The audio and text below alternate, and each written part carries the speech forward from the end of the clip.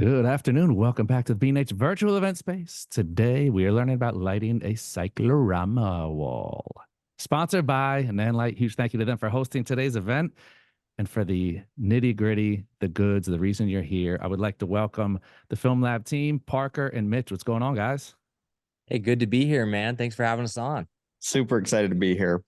Anybody that comes on screen looking that good, sounding that crispy, it's always welcome. So Hey, you guys are dressing the part here. So it's always confidence inspiring. It's like you're logging in, you're gonna say like, hey, we're gonna get some lighting for a video, photo, whatever, and you show up looking like this. It's confidence inspiring to say the least. So I'm gonna We throw gotta that out flex there. a little bit.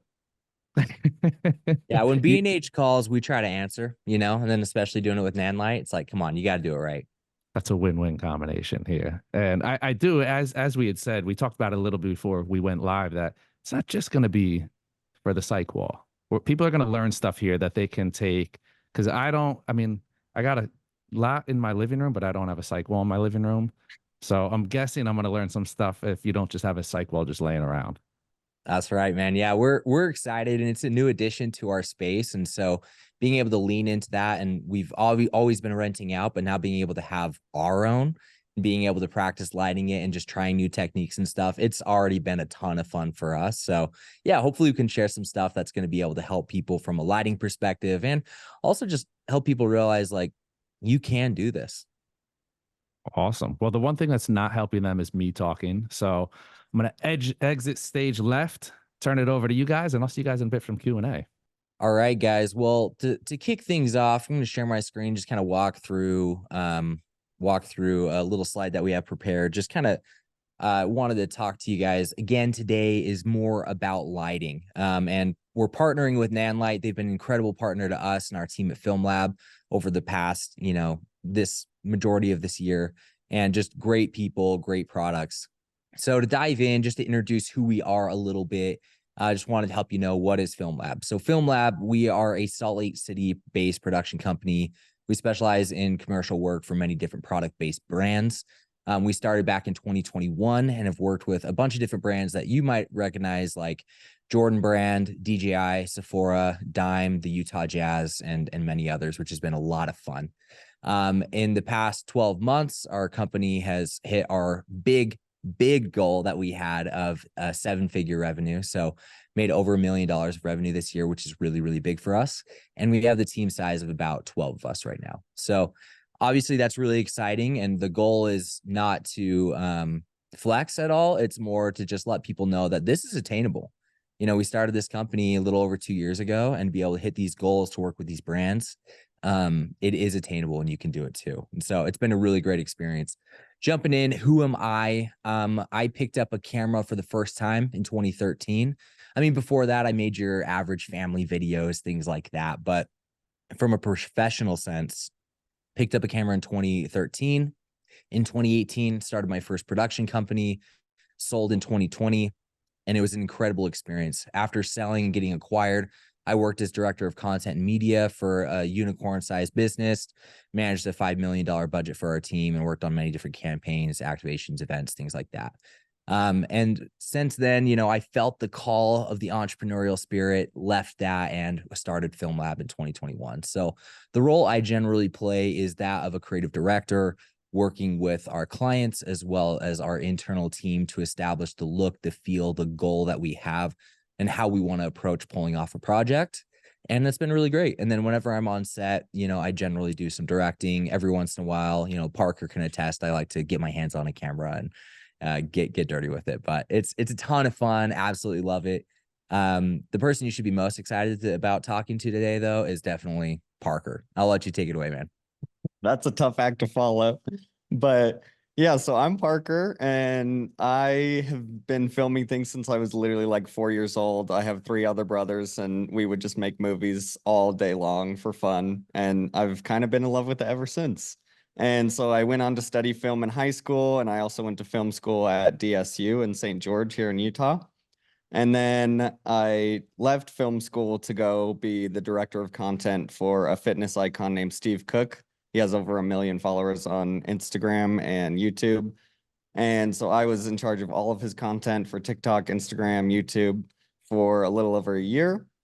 And then I had been following Mitch since high school, looking at his content, being really inspired by it.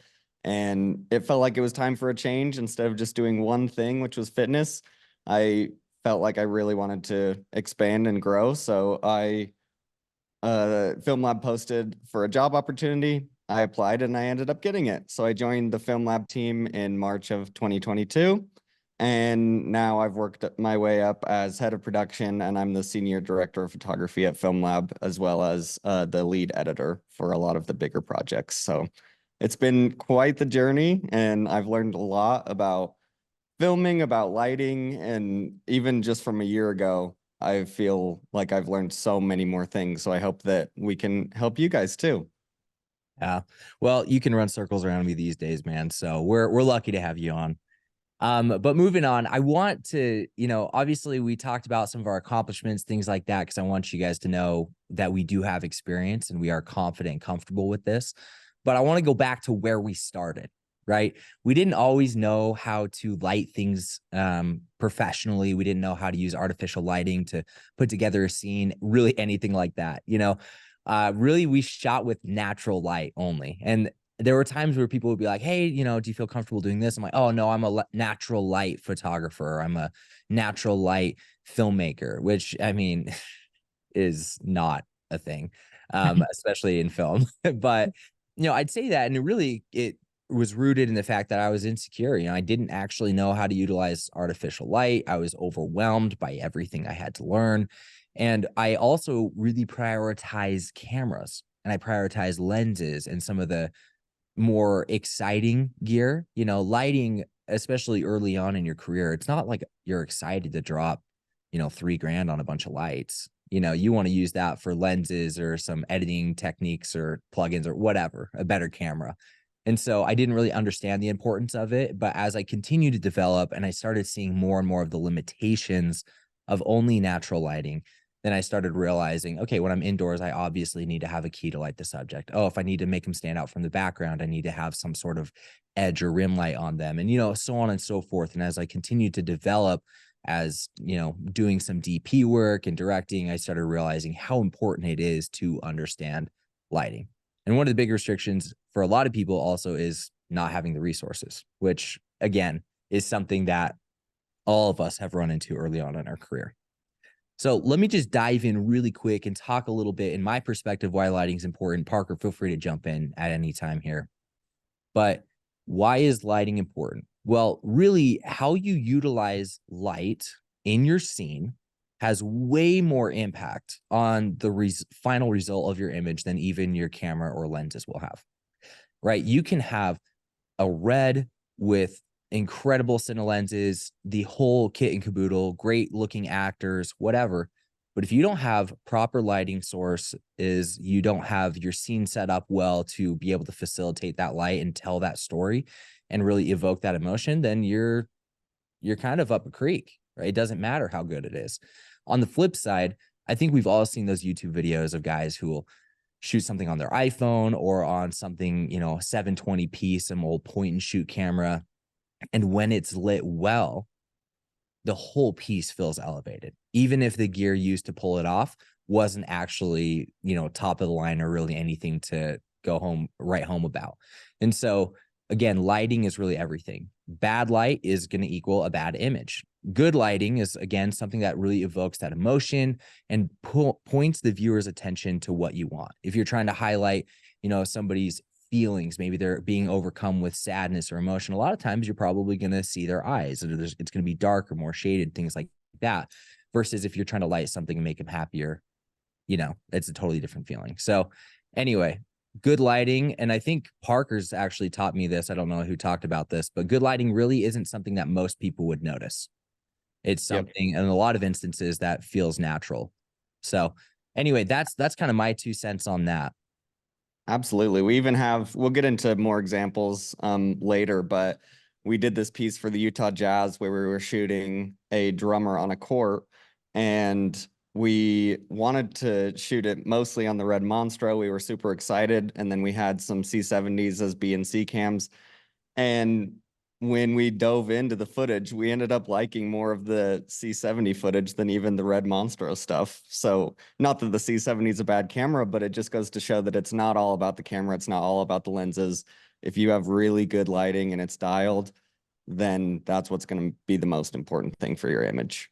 Yeah, and part of the story that you didn't touch on was, I mean, the reason we couldn't use the Monstro was because we were having so many technical difficulties with that freaking Ronin Pro. You know, we were having so many issues that finally were like, all right, we're going handheld on the C7 to get these last shots. Our clients are looking at us like, are you guys going to get this done? Anyway, pull it together and you can't notice a difference because the lighting's so good. Absolutely. I love it. Well, maybe dive in a little bit about these different examples you have with different scenes and things like that. Absolutely. So lighting's important to understand because it could be really easy to get pigeonholed into like a 3 lighting setup or whatever, but each piece needs to be lit extremely differently. You'll watch television shows or movies. Comedies are lit far different than dramas. Comedies are usually a lot brighter, higher key, whereas dramas, there'll be a lot more contrast, a lot more shadows, darker tones. So it's important for each project to understand the tone and the vibe that you're going for, and also to find the style that you prefer. Some of my favorite cinematographers, Roger Deakins and Greg Fraser. Roger Deakins tends to, let me share my screen really quick and show you guys some examples.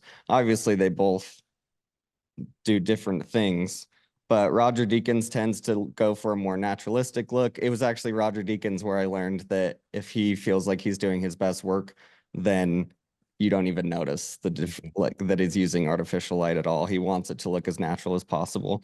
So I wanted to give you credit for that thought, but you know, Roger Deakins, I guess you got to give credit where it's due. I mean, I'll take it. I'll take anything that Roger Deakins says as my own.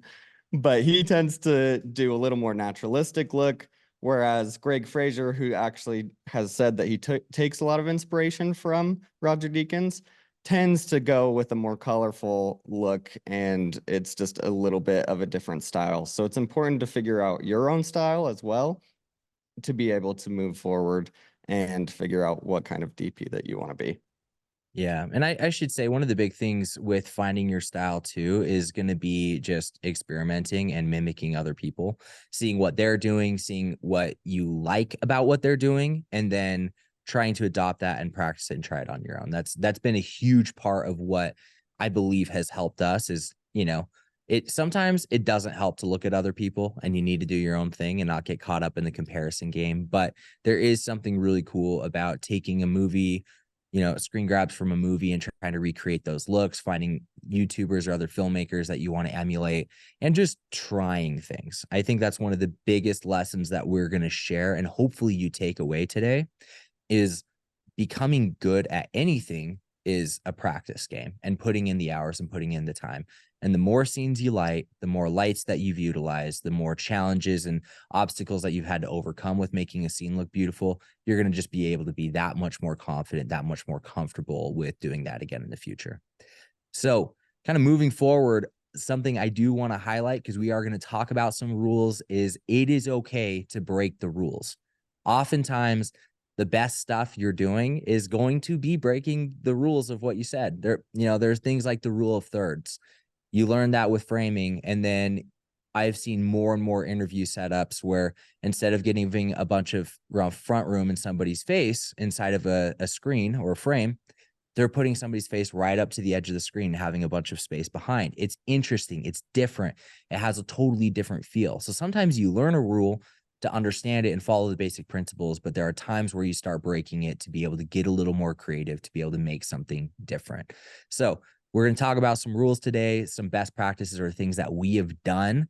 But again, there are always times where we break these exact same rules, and you should too. So moving on, just kind of wanted to talk about Nanlite, who really is helping sponsor and put together this video. We have utilized Nanlite exclusively for the past 6 or so months. Before that, we used a variety of other brands.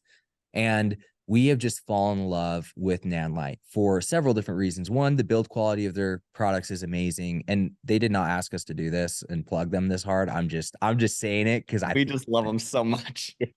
they're just great people to work with, partner with. Their team is so invested in creators becoming their best selves. But then again, the products themselves are great. And we had opportunities to work with Nanlite, and we were talking with a large rental production house here in Utah, probably the biggest one here, Enigma 3.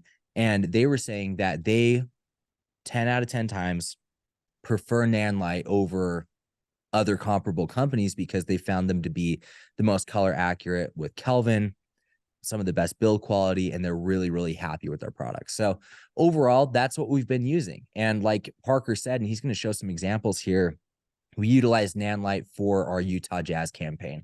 We had to light an entire scene on the actual court, build the whole thing out to make it look all beautiful. We had to do different fan vignettes off to the side too, and it was quite the process. So anyway, we just want to like showcase a little bit about how we've used Nanlite lights in the past to do some more lifestyle branded work as well. Absolutely. This was for the Utah Jazz for their 50th year anniversary. And so, like I was saying before, we went to the Delta Center and we ended up shooting with this drummer. And it was really fun to play with all of these lights. We had a couple Forzas. Actually, we had 3 Forzas. So we have a spotlight over here to the right, shooting down, another one right here, and then another one right here shooting down as well. And then we have a bunch of these Pavo tubes, which I love so much, that you can turn RGB. And so we turned them purple since that's the Utah Jazz color.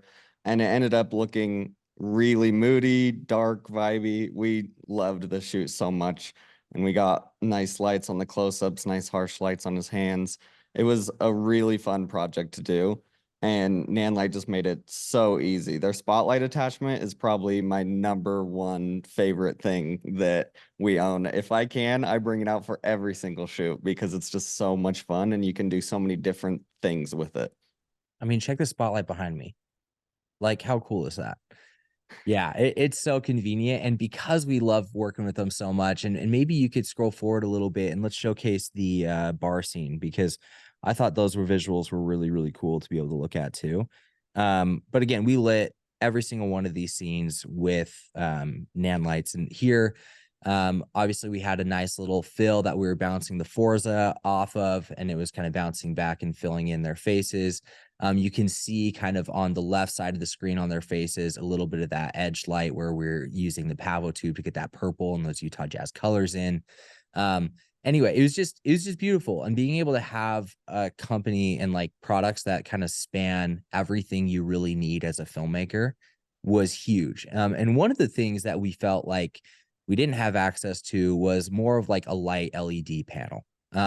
And so that's kind of when we decided, all right, well, we want to, create our own Cyc Wall, and we want to have our own setup there with kind of a whole grid and everything. And so what we did is we started talking to Nanlite, and when they told us that they were coming out with these new PavoSlim 60Cs, they're also going to be coming out with 120Cs soon too, if they're not already out.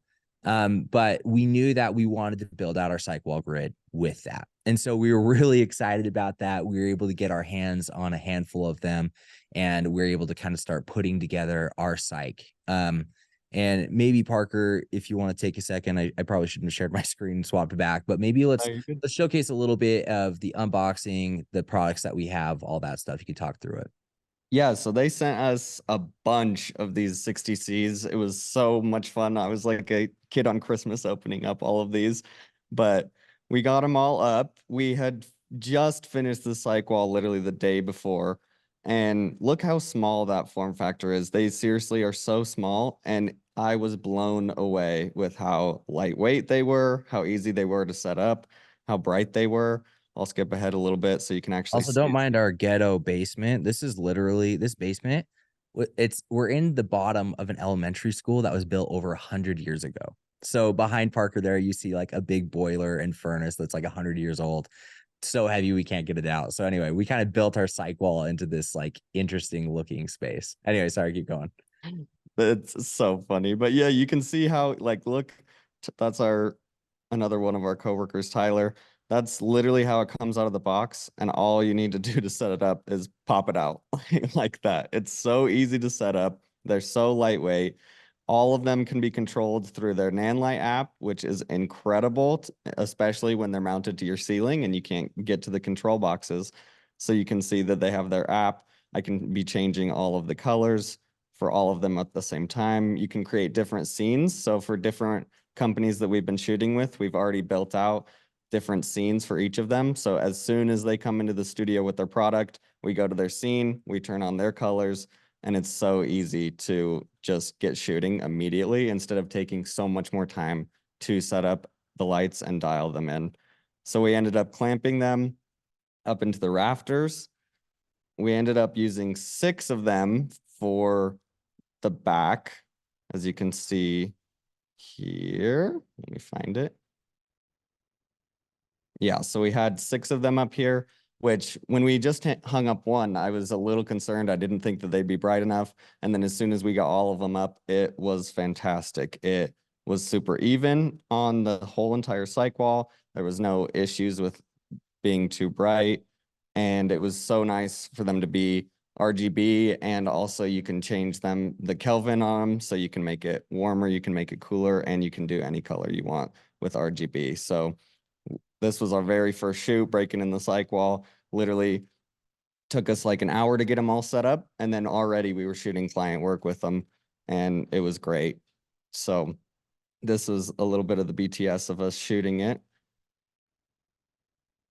And then I'll jump to some of the final results, just so you can see how even the lighting is, how nice it was to be able to pick their brand colors.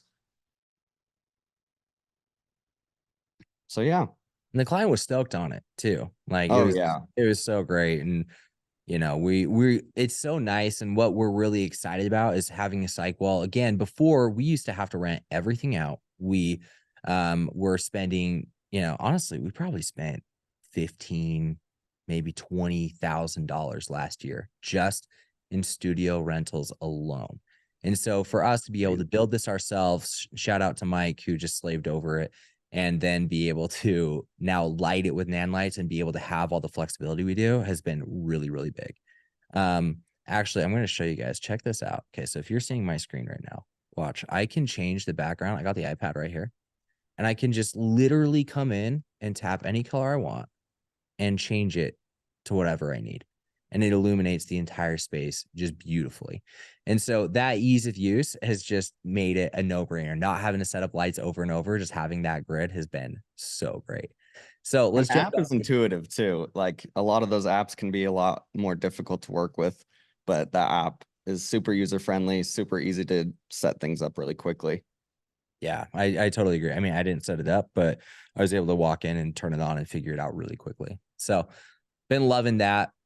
So wanted to kind of go through today 4 lighting tips for the studio. This is kind of a way that we approach it, what we've been able to see. So we're going to talk about controlling your lighting, playing with color, utilizing texture, and then just taking the time to experiment and try new things. So going on to our first one, which is controlling your lighting.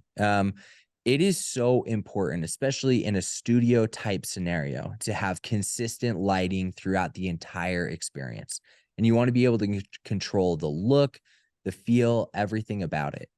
We have a kind of a funny example. Parker, talk a little bit about For All and kind of our experience before being in a natural lighting studio and trying to capture these photos for their web. Yeah, this was last year around Black Friday. They were coming out with some new clothing, and we were doing a bunch of top-down photos in a studio. We had a big paper roll, and we did have a key light, but the problem was on the right side of the room, there were huge windows all the way up to the ceiling. We didn't have enough flags to flag it off, and so what ended up happening is, for those top-down photos, you want them all to look super consistent across a website so that all the photos aren't looking so different. And it was extremely difficult in post to make them all look consistent because over the course of the day, the outside lighting was changing. It was such a pain for us to have to try and match each shirt to the other one next to it.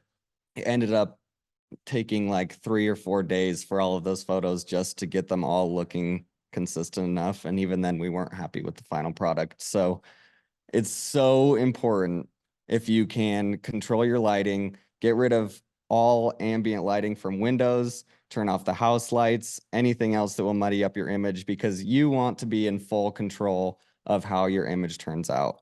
If you have other ambient sources messing with your key light, mixing with Kelvin temperatures, and adding things to your image that you don't want, it makes it so much harder in post to get the final look that you're going for. And so it's really important to block out that ambient light and then also utilize modifiers to shape your light. Do you want it more soft? Do you want a harsher light on them? It just depends on the product that you're shooting, or on the focus and the tone that you want to go for. And then also controlling your levels. You want to have it, well, so like an example is we took some headshots the other day, and if you have fairer skin like me and Mitch, especially on a white cyc wall, it can be really easy for us to fall into the background. And so you have to end up controlling your levels, making sure that what you want to be the brightest part of your image is brighter. We had to darken the background so that the subjects pop off the background better. And then it's important to know your tone. If you want something to be brighter, or if you want them to fall into the background, or if you want them to pop off, just control your levels. What more can I say than that? Amen. Moving on to kind of the next topic. Tip number 2 would be playing with color. And obviously you guys saw some of the examples of what we did with that pink backdrop for that skincare brand. But I think getting creative here, I've always been very much a natural tone person, kind of shooting and creating things the way you would expect it. But as we started incorporating with the Pavo tubes and now these 60Cs, we've been incorporating more color into our imagery, and it's made it pop. It's made it stand out, which, as we know, as filmmakers, especially now with social media, it has never been more crucial to be able to get people's attention and to hold it. And so, you know, having colors that pop, experimenting, playing with that a little bit really makes a huge difference. And here's an example of how we did it in more of a natural type of setting, right? We had more of like a darker brown, kind of more gold tones in certain parts. That, again, this was on a white cyc, but utilizing these RGB panels from Nanlite, these 60C PavoSlims, it was so easy to be able to help make the subject pop, have the skin tones how we wanted them, as well as the background. And really, I think the imagery came together beautifully. I mean, look at that. They were very, very excited about how it came together, and it was well done. And for this, you know, we were trying to make sure the skin tones looked natural, that they looked vibrant, bright. And it was really, really easy to do with this scenario while lighting the cyc in a way that helped make them pop from the back of it. So that was kind of a cool experience and experiment in the way that we utilize color in maybe a more subtle way, not noticeable to the natural eye, but it did make a huge difference. Absolutely. And it just helps with brand recognition as well, because we're able to use what the brand wants, their colors, so that the whole video feels like a seamless package instead of just on a white background like everything else. Exactly. So moving on to tip number 3, wanted to talk a little bit. I guess I should talk about with this again, color evokes emotions. And so we've talked a lot about Kelvin. For those who maybe don't know what Kelvin is, it's the color temperature, right? And so the colder and more blue it is versus the warmer and more, you know, yellow it is. So anyway, that's kind of, there's like a whole scale called Kelvin, where you're kind of messing with different numbers in a range there. And so that really does influence the mood and feeling. You know, something Parker pointed out is, you know, Nike, generally, or things with maybe a more serious tone are going to have cooler imagery, right? You look at Succession, you look at some of these TV shows, it's going to be cooler. It's going to be more serious. It's going to be more intense, maybe more sad, in certain areas, where maybe a romance piece, or things that are more happy might be on the warmer side of things. And so even just shifting a color temperature really can evoke certain emotions and really play into what you want your audience to feel or notice. So on this next one, and Parker, you can be pulling that up in a second, but is utilize texture. And we love doing this in like a lot of different ways. And I know you especially love it with the spotlight and gobo. So I'll let you talk a little bit about that. Absolutely. This has quickly become my absolute favorite thing to do with lighting. What I mean by texture is different shapes of light. So you can do this in a few different ways. Like we said, we love that spotlight attachment from Nanlite where you can shape your light in different ways. This was just without any modifiers in it at all. We just made it a circle to kind of highlight the product, but you're able to do a lot of different things with it. So it has little arms on it that you can change the shape of it as well. So we would do like slashes moving across the product and across the background. And then there's also these things called gobos, which are different shapes that you can put in front of the spotlight. Let me find the example. And you can mimic trees, you can mimic blinds. So like this example right here, we mimicked blinds going past to do a little bit of like a fake time lapse sort of thing. And it's just nice because it adds a little bit extra. If you look at a lot of movies, it's not just all one soft light. They're going to have different things coming through windows, coming onto people's faces. It just gives more depth to your image, and it makes it more realistic as well when you have these type of things, because when we're sitting in our living rooms, there is hard light coming through the windows, getting on the couch, getting on your arms. It's not all this big soft light all the time. So it's just a different way to spice up your videos. And for me, it's been some of the most fun to play with these things and see what different things you can do and get creative with it. Yeah, I couldn't agree more. And also, I mean, I think it just gives your image character. It makes it unique. You know, I mean, if everything's lit softly and you're not introducing other elements, number one, like you said, it's not that interesting visually. And number two, yeah, it's just not going to stand out. And so we've also done things where we've reflected lights off of other things. You know, there's acrylic mirrors that can create really interesting backdrops and things like that. I mean, we've even done a lot of scenarios where we even just bounce light off of the ceiling. It's diffused and coming down. But as far as texture and stuff, yeah, we've really loved exploring that more, and especially on a Cyc Wall, right? The purpose of a Cyc Wall generally is to have a seamless looking sheet of color. And these examples we have here are all kind of one color, but we've done, you know, multicolor examples where maybe one half of the Cyc is, you know, gold, the other half is more of like a red, and kind of creating this color palette that's kind of more interesting and visually pleasing to the eye.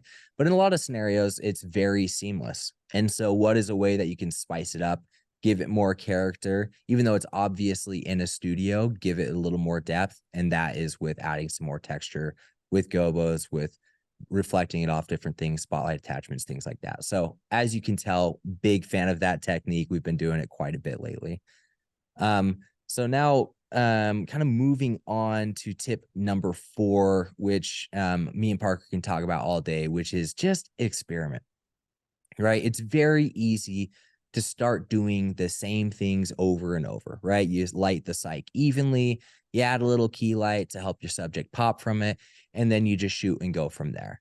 And probably one of the most dangerous things for a filmmaker to do is to get comfortable, to get complacent and not feel like you need to continue innovating, you need to continue practicing.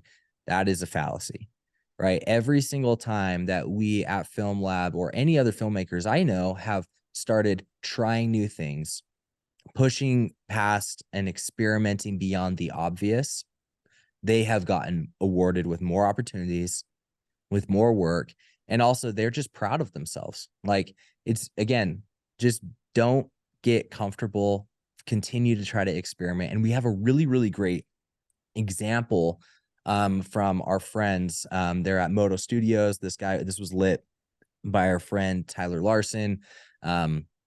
Anyway, very, very talented DP. And I think they spent 2 days setting up this lighting example and these spotlight attachments.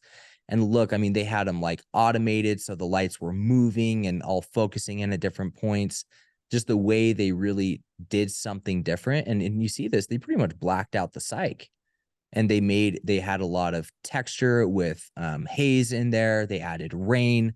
They added a lot of motion to the lights. Obviously, the subject was just on a stationary bike, but through camera movement, through adding different elements and things like that, and with the lights moving, it really gave the illusion of a lot of movement, a very high intensity, high energy piece that really just stands out. And like, I look at this and I'm like, okay, we've got our work cut out for us to get to this point. But, I feel like, seeing this is very inspiring, and they're really pushing things to a new level. Absolutely. I mean, this could have been done bare minimum. They could have just had it with a white background, a little soft key light on him, and shoot some handheld camera movement around him and called it a day. But they took the time to make it a little bit more artistic, put some more time into it, automate some things with the lighting, and it just helps elevate the piece and elevates their own brand as well. It's really, I agree with you, it's probably the most dangerous thing for a creator to get comfortable and complacent. Because for me, I feel like that's when I get the most burnt out, is when I feel like I've learned what I can learn and this is just the filmmaker I am. But when I feel at my best, it's when I'm trying new things, experimenting, failing sometimes, but you're learning, you're finding your own individual style, and you're growing as a filmmaker as well. And it's just so important. We can't stress tip number 4 enough. Experimenting, breaking the rules, trying your own things, and being okay with failing, because when you get complacent, you die. Yep. And failure is going to happen often enough. We fail more than we win, but that means we learn a lot faster than most.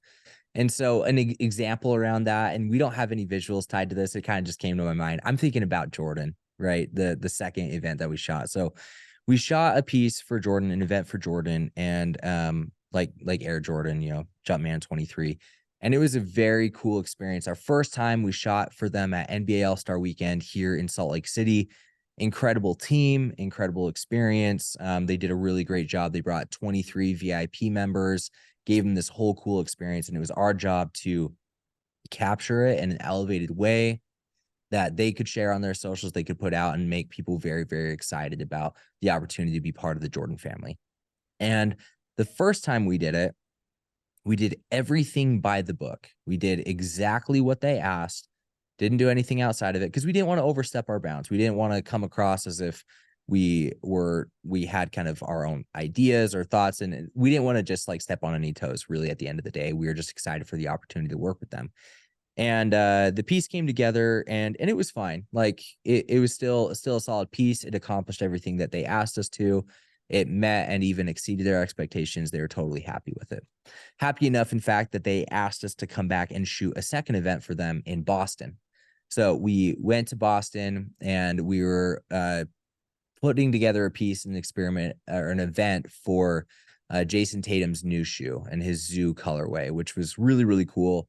Again, all these VIPs getting shoes, getting jerseys, getting gear, and then having dinner and going to the Boston Celtics court, which is called TD Garden. And we were able to go out, be on the court. We actually got to meet Jason Tatum, and Parker and I were the ones who shot it, and Parker was the one who edited it, did a wonderful job. And before we went into this, we said, okay, let's get the things that they asked for, but let's take a little bit of time and think outside of the box. How do we experiment? How do we push the boundaries of this even more? How do we take matters into our own hands? And everything we tried and experimented with, we have a scene where we were having a shoe stomp down, and we did a motion tracking of the shoe stomping down. We had these passes to be able to go down on the court before the game. And we said, you know what, if it worked before the game, let's see if it worked during the game. We walked down, we were able to get some shots from sideline, be able to shoot the players on the court, and everything we did to try to take it to the next level, whether it be with time lapses, the way we pushed in on things, tracked things, included a lot of motion, we just got for ourselves. And in post, we said, all right, we're going to take this into our own hands. We chose a song that we were hyped on. We put together a first edit, including all of the different techniques and things that we wanted to implement in this. And they came back absolutely blown away, because we were able to take their vision and say, now, where's our expertise? What are the things that we're naturally good at? What are the ideas we have? And as we experimented and we tried and put those things in practice while we were shooting and then in post-production, they came back, Jordan Brand, one of the biggest brands in the world, and we're absolutely blown away and so excited. The amount of revisions was probably a quarter of what they were in the first video. And so that really is just a little long-winded, but I just wanted to help express to you guys how important it is to experiment, to bet on yourself, to try new things. And we've done that before and had it fail and just had to go back to the original way they wanted it done. But this is one of those times where it absolutely paid off and was a big win. So, all right, last tip and bonus tip. Again, I want to bring this up because we mentioned it before, but you need to break the rules, right? We've talked about how to separate your subject from the background, utilizing texture, different color tones, things like that to evoke emotion, you know, experimenting, whatever. But at the end of the day, and this is close to experimenting, but be willing to break the rules. All these rules are really just dependent on the style that you're going for. And these rules are ultimately meant to be broken. And some of the greatest DPs I've ever seen are the ones who break the rules and do things differently. So that's some of the best advice that I can give. And that has really, really paid off for us in our experience. But that's kind of what we have prepared. That's kind of what we wanted to talk about. I know there might be some questions, whether it's from the B&H team or from people who are joining in live, but I cannot stress enough how great it's been for us to be able to have these PavoSlims, to be able to light our own Cyc Wall, and just have such a great setup for us to be able to utilize whenever we need to do client work, internal stuff, everything. It's already been game changer. Awesome. Thank you guys. We're beyond help, just so you know. Good. That's what we like to hear. Great. we need way more help than anybody could offer, but we will get it started with the Q&A. Brady joining us on YouTube asking if you have a grid or barn doors or anything on the 60s above the Cyc. Why or why not? We don't even have a grid because or anything. We just have the built-in kind of barn doors with the diffusion on the front that is just shining down because we want the light to spread as much and as evenly as possible. And frankly, when I even looking at that, and Parker and I were talking about this earlier, we think we even need to back them off. They're kind of up high, pointed down, and we need to pull them back a little bit so they're casting more evenly on the wall. But that's kind of how we've approached that. Would you agree with that, Parker? Absolutely. Yeah, we wanted the biggest spread possible so that one light was bleeding into the other seamlessly instead of boxing it off to be so harsh on the edges. So no grid, but diffusion on there. I'm going to throw out a question here because it's always debated, argued, different schools of thought. Proper, or let me not say proper because you just ended on break the rules. Your thoughts on distance, because I see people going, it's like, okay, they're standing on top of the curve. And obviously you get that, you don't have room for the light to fall off. Then you have people who are way off to kind of get that separation.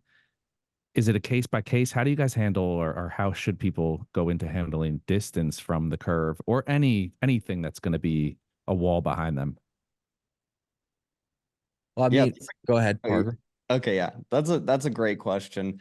I guess it is kind of a case by case scenario, especially depending on the size of the Cyc Wall that you have. With the Moto one that we shot in earlier, it's a huge one, so you have a lot more space to work with. Has 3 walls. Yeah, 3 walls, whereas ours is much smaller, only 2 walls.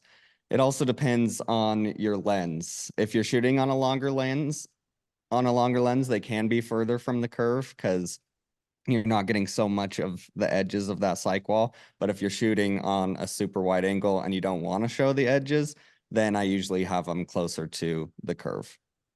And I should say too, people are really enjoying BTS. People enjoy context to where things are shot. And so especially even with social media stuff, things like that, I mean, we've seen it where people have a paper roll out in the middle of nowhere. You know, you see the C-stands, you see the paper roll, and you also see context to the fact that, you know, they're in the sand dunes or something, right? I actually feel the same way about the Cyc Wall. I think there are times, again, where the rules are meant to be broken. I like showing the top edge of the Cyc Wall. I like showing the grid above at times. I like being far back enough that you have context. They're on this two-walled Cyc Wall, and they're doing something interesting there. And so, again, I don't think there's a right way to do it. I think, what is your goal? What do you think is going to help the piece stand out? Obviously, if this is something for a website, we want it to look seamless, we want it to look beautiful, then yes, keep the edges out, keep the curves out as much as you can. But with social media, the things that people want to see, they want context. They want something that feels genuine. And I think showing context to that really does help. And we've actually had a lot of success with that. Yeah, that's a great point. I actually love that. I love it when other people do it. When I do it, I'm like, no, this doesn't. No, some they do it better. Anybody, it doesn't matter who's doing it. Just always looks better when someone else does it, taking those risks. Austin joining us on YouTube asking, what's your favorite light from Nanlite? Dang, that's hard. If you had to roll with just one light you're doing, you don't know what the job is, a secret job, you got to bring one light. What would it be? For me, I think it's the 720. It's so bright, and you have the different kelvins on there too, which has been so amazing. Before we had the 720, we just had a key light that was only 5600. You couldn't change the Kelvin on it. And I have been using the 720 exclusively for my key light. I use it so much because I can be changing that Kelvin to match the tone of the room that I want and the lighting that I want. And it's just so bright to fight with a lot of other ambient lights when you need to. Doesn't it have like a magenta tungsten shift too? Yeah, you can Yeah. change the tint as well. So you can make it a little more green. You can make it a little more magenta, which is so awesome. I love it so much. Yeah, I'm a big fan of that light too, just for the sake of being unique and being different. I mean, run and gun. I love the Pavo tubes. It's just, they're so handy. The fact that they're RGB, they actually put out quite a bit of light, and whether they're actually in the frame or outside of the frame, they're very visually interesting. And so I enjoyed that. But I'm really excited actually about the 120Cs that they're that are coming out too, because they're going to be even more powerful than these ones we have on our Cyc. And I'm excited to see how we can take that, not only utilize it here in the studio, but also in other lifestyle and brand situations. That's going to be cool. All right, we're going to re-engineer that question, get a little more specific, because we did have a question come in from Talmadge asking, what light would you suggest for a first timer's key light? Great question. We have, I'm trying to remember. I mean, they have quite the array of lights. I believe they have like a 60. I think they do have a 60, and I think we have a 120 as well. And it's actually way brighter than I expected it to be, and super affordable and really small Forza. too. Yes, Forza. Yeah, So those are that's probably great. what I would say. Yeah, and I think we also have a 200, which is really great. And on that, we're able to mount it to the back of a spotlight. We can put a little softbox on it. It's very lightweight. It's very easy. So easy to pop up and down. It's not going to require multiple people to manhandle that thing. So I do enjoy their smaller lights because they still put out a ton of light. But yeah, the Forzas are kind of the go-to, and I would look at kind of the smaller lighting options there. On a typical job, how many lights are you guys often using? I know I always word this question the wrong way. I'm like, how many lights can you get? And it's always like, well, none. I can use natural light and I can bounce and do this. For the work that you guys have done, now I'm talking like commercial work, because I think that's like commercial grade sets the standard. Most commercial jobs, how many light sources do you guys find that you're using on average? I always do overkill. I always bring like every single nan light that we have, but on average, I'm probably using 3. But if I have my way and I have enough time, I'm bringing like 4 or 5 to the table if I can. Yeah, I was gonna say 3 to 5. And it really just also depends on how many people we have on set, how much time we have, and how complex the lighting scenario needs to be. You know, our friend Brady just put out a video about you only utilizing one light and all the cool looks you can get with it, right? And so you can get away with one light, you can get away with natural light, but to have the best possible results, I mean, I'm loving all the lights I can get my hands on, and having a gaffer and a great DP like Parker being able to team up and partner for, here's the look we're going for, here's how we're going to pull it off, and being able to kind of watch that all come together. It's so nice. Speaking of Brady and light, Brady's asking if you could use only hard light or soft light forever, which would you pick? Brady's asking the hard questions. Why would he do that to us? He's recording all of this, and he's gonna just wait for you to contradict yourself one day, and the replay is coming out. I mean, I'm gonna be this guy because I'm sure I'm kind of going between the lines of what he's saying. I would, if I couldn't have any diffusion, I go with a hard light because I could still bounce it off of things to soften it up if I need to. That was That's my probably what answer I too, go but I with. felt like that was cheating. It's kind of copping out, huh? We're gonna let it slide. I mean, it's an answer, and if that's what works, then That's what works. That's how I would approach it. But I mean, definitely hard light. You're gonna get a lot more. It's gonna be a lot more visually interesting, and you're gonna have a lot more variety, most likely. And texture. Do you guys, is it like building out? I mean, we always hear about like building out a light scheme. Is that how you guys approach it? How do you guys go in? Like, what's the mindset going in when you have the visual direction, and it's like, okay, this is what the vision's going to be. How do you go about, what's the first step for building out the light scheme? It's a good question. I like to have the final version of the script and know the tone and the feel that the client wants to go for before I start thinking about the lighting. It's really hard to start building out how you want to light it without that information. It's so much more helpful when you know the tone that they're going for, what the overall piece is for, and the vibe that the client is really trying to go for. And that's when I can start simultaneously thinking about how I want to light it as well as the shot list at the same time, because that helps with being able to make the best image and the best product possible. Without knowing the script, without knowing the tone, it's pretty impossible to know how you're going to light it, and you end up just kind of doing the basics without taking it in any interesting way. Yeah, that's what I was gonna say. I think pre-pro is actually one of the best ways to get the best product and the best result, because if you're planning out beforehand, you know what the location's going to look like. You have an idea of the talent, their skin tones, what they look like, how we want to emphasize that, you know, maybe utilizing contrasting colors, you know, famous orange and teal, right? Things like that. Like, how are you going to utilize that? And if you're able to know that beforehand, it's going to make everything easier. But more often than not, especially with social media, especially with how quickly things are needing to happen, we have to cowboy it a lot, right? So we're showing up, we don't know the exact room or situation or scenario. We understand the general goal of the piece.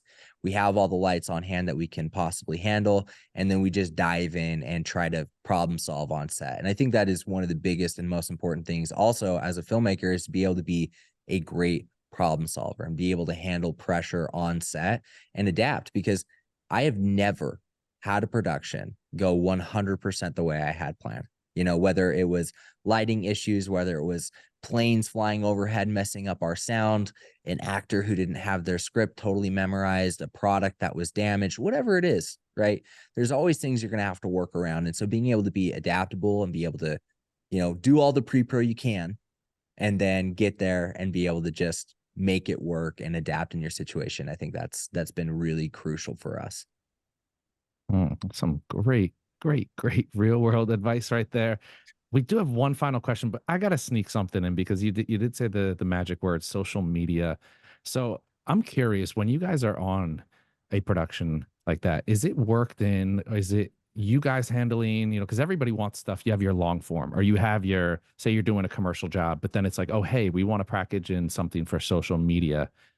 Whether it's you guys handling that or not, are you guys shooting separate content for, or are you framing up separate shots for the social media? Are you kind of just repurposing what you're shooting for the project and then repurposing, and specifically in terms of like everybody now is viewing video vertically. Yep. How do you guys, how is it being handled out there in the industry? Well, it's always every filmmaker's worst nightmare to say, okay, we want 16:9 and 9:16, and so really it's handled one of two ways. One, we just say we can shoot it horizontally and then crop in for the vertical 9:16, but we can only really prioritize one aspect ratio to optimize it the most and make it the best. It's going to look the best horizontally, and we can do that. And as you crop in, you're going to lose a lot of context to the place. It's not always going to be as high resolution, whatever. And so we set that expectation in the beginning. But the best case scenario is when we have talked about it beforehand. We treat it like totally separate deliverables, right? So we're here to shoot this main hero piece, showcasing the product here. Well, maybe they also want, because the thing that's really big right now is BTS of the shoot, BTS of the product, BTS of whatever. So we will usually have somebody on set that is their job to capture with that social media perspective. Or if it's the part of the camera crew, once we're done shooting it horizontally, we reframe up. Even if it's line for line, sometimes we have them read the exact same thing. But more often than not, the horizontal stuff is going to be longer form. The vertical stuff is going to be shorter form. So sometimes we even have separate scripts for it. But I think just the more intention you can have with social media, the ways you need to utilize hooks, the ways you need to switch camera angles, make it very visually interesting, leaving room for captions, different call outs, things like that. Being able to plan and anticipate ahead of time makes a big difference. And I should say on a lot of productions, we even bring on our own BTS guy to shoot everything that the crew's talking about, our experience doing that, even talking to the client, showcasing the bad things that happen. That's very interesting to people. And, we have an entire YouTube series called Lab Takes where we're just telling our story and breaking that down. And that's made a big difference. So I think intention from the get-go is how you're going to get the best social media stuff and be able to accommodate your client's goals. Awesome. Can we just normalize turning phones? Like, Please why bring why it can't back. someone just, Bring who are it the back. influential people out there? Just come on. We used to have like the sidekick and dating I feel myself the same here. way, man. No, I mean, have you seen those hats that say make videos horizontal again? Oh no, I need one. Yeah, I need to send you one, man, because I feel it's that way. dude, and it's like perfect aspect ratio. It's not even like we have a square phone and it's like, okay, well, BlackBerry, it's not really. No, the aspect ratio is right there. I know. I mean, this is how we see the world, right? But I mean, Yeah. unfortunately, as long as we hold phones like this, it's just going to be that way. But once we maybe start getting more of that AR stuff in, go Tony Stark with it, then maybe we'll be able to really Yeah. prioritize horizontal again. I think Apple just needs to design an iPhone with irremovable handles on the sides, and we're stuck. That's We a big go. Just an idea right idea, there. man. Engineering degree over here. One final question for you guys coming from Tyler joining us on YouTube. Where do you look for inspiration for your work? That's a great question. Recently, I've been finding inspiration from a lot of different places, not just film. So music has been a really big one for me lately, where I listen to a song and it helps me visualize a story in my head better. Because I felt stuck a little bit when I was just looking on social media or watching movies and feeling like doing the comparing game where I'm just like, oh, I could never do that, or I'm not in that spot yet. It was getting really frustrating to me. So looking outside of film sometimes has been super helpful for me to then get inspired to do my own stories in film. Love that. Tough act to follow. Now I get mine from two. Number one, I'm a dad. I got two wonderful kids. Thank you, thank you. And seeing the world through a child's eyes is very interesting. Things that I totally take for granted and I don't think are interesting at all. I went on a hike with my daughter, and we would make it maybe 3 steps before she'd say, and then she'd reach down and grab a rock, a little pebble, and she'd find something else, a dandelion. And to me, those were so normal and obvious and uninteresting, but to her, that perspective and looking at it through a different lens and seeing it as interesting, something she didn't understand, she wanted to feel, she wanted to throw, she wanted whatever, was actually really, really inspiring to me to take a step back and to not take everything I understand for granted, and looking at it in a different way is huge. And then the other aspect that actually really helps me creatively is approaching creativity from like a different angle, right? If I'm always on set, I end up doing the same things. But when I have to pull myself out of that and I have to start writing a script, I'm going to start looking at it differently. I'm going to start finding other ways. I'm feeling more inspired. When I have to get into the editing bay and I'm trying new techniques and different things, that's going to be very inspiring to me. When I'm sourcing music or whatever it is, attaching and different parts of the creative process to what I'm doing every day actually really helps give me a lot more context and feel very creatively inspired. I feel like both of you guys were really good in school when all the answers were already given and you couldn't just be like, oh, this person, like, man, you guys are like banger answers. And then whichever one answers first, the other one's like, okay, well, no, I'm going to give a completely different banger answer. I would have just been sitting here like, yeah, it's a great answer. Wow, he nailed it. He covered everything right there. I hope my high school teachers are watching this. Seriously. I'll give you a gold star. That was great. It's like, man, Finally. and I think Mitch, you got the parenting thing down. I'm over here, getting my son inspired by watching the Buffalo Bills Instagram account. Probably he's 6 years old. Probably the wrong thing to do. Hey, don't worry. I mean, my daughter, we've watched a lot of Star Wars. We watched a lot of Cinderella. So, you know, we're getting our reps in with screen time too. That's great. That's great. And Parker, what you were saying about, the non-cinema route. I think we all feel like it's like anyone who does film, everyone who doesn't do film thinks people that are in like that film or cinema or video world, it's like all you do is sit there and watch movies all day. And it's like, oh my God, if Martin Scorsese didn't do it, nobody, you can't do anything. It's like you have to watch just only classic films. And if it wasn't nominated for awards, it doesn't matter. So it's great to see Exactly. inspiration come from other areas of life. Absolutely. And it helps you tell different stories. You can't just keep making videos about videos or movies about movies. You got to tell different stories. And so you got to go out and live your life and try different things. And that's what helps me. Yeah, trying to duplicate something Martin Scorsese did. That's just a losing uphill battle, dude. So yeah, find your own inspiration and do your own thing. I gotta tap myself out here. I could go all day. These are the days when I really love my job. I want to thank you guys because this was just awesome. A ton of information in the background. Sorry, he waved. I know that's one thing I love. I gotta digress real quick. Utah, my favorite state in the country. People will wave to you. They'll say hi. You'll be driving.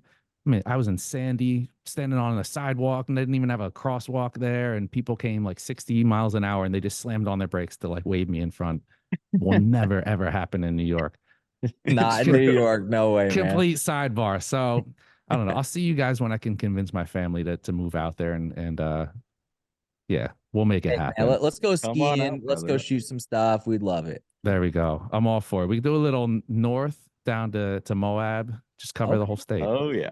We're All in. right. Yeah, there's a lot of variety here. So any filmmakers want to come hang out, our studio is always open. There you go. Danny, we're moving the event space. Start packing the boxes. See you on Monday. Please. Come on out.